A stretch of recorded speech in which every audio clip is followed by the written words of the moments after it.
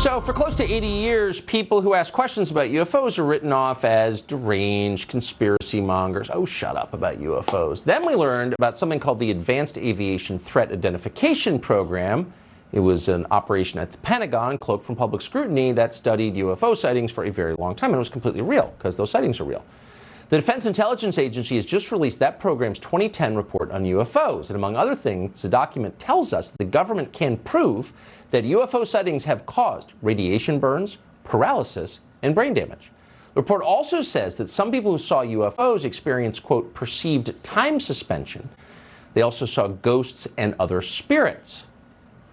In all, that report lists 42 cases of adverse effects from medical files and another 300 adverse effects from unpublished cases, whatever that means.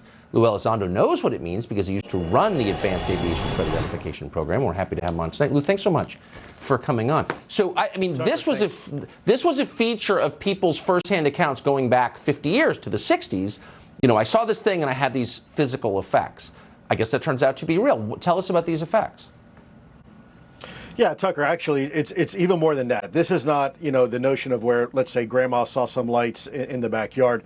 These are military eyewitnesses. In some cases, they're fighter pilots or they're security personnel that have come up close and personal with a UAP, or I guess in the vernacular, UFO. And in some cases, they have sustained significant, some sort of medical trauma, something that can be looked at and quantified and qualified and measured as some sort of biological effect, that they didn't suffer these consequences until they came up close and personal to a UFO.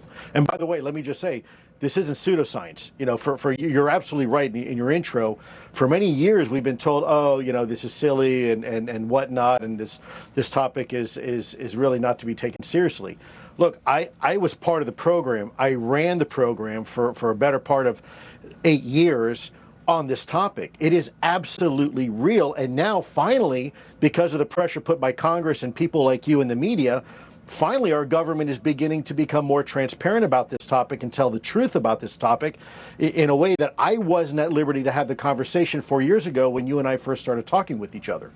Yeah, so I'm getting the idea that when they don't want to hear what you have to say, they call you a conspiracy monger. So these physical effects, some of which are serious, does the Pentagon believe these were intentionally inflicted on people, or they were just byproducts of the experience?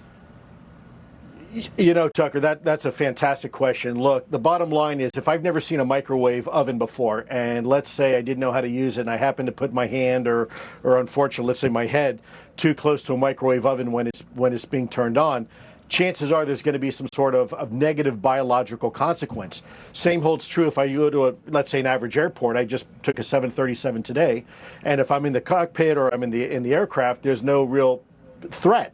But if I stand behind the engine when the engine is, you know, firing up, chances are I'm going to get burned. I'm going to lose my hearing. There are medical consequences. The question is it deliberate? Is it a product of the technology? Yes. Or is it a product of something else? And we think right now, and again, let me just preface, preliminarily speaking, it's probably just a consequence of the advanced technology.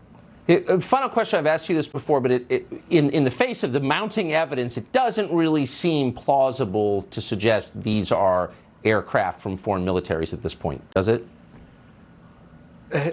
Look, we've been looking at this for a long time, and if anyone seems to suggest that China or Russia back in 1950s had the ability to travel at hypersonic speeds and do 90-degree turns in midair after doing 8,000 miles an hour, then, you know, you're looking at the greatest intelligence failure this country has ever had, eclipsing that of 9/11, by the way, by an order of magnitude. So no, I think it's fair to say at this point, suffice it to say, this is probably not some sort of adversarial technology we're dealing with. Right. It's not human. So we should let that marinate for a minute and think about what that means. Not that I can get my head around it, but I appreciate all the work you've done on this. Lou Elizondo, thank you.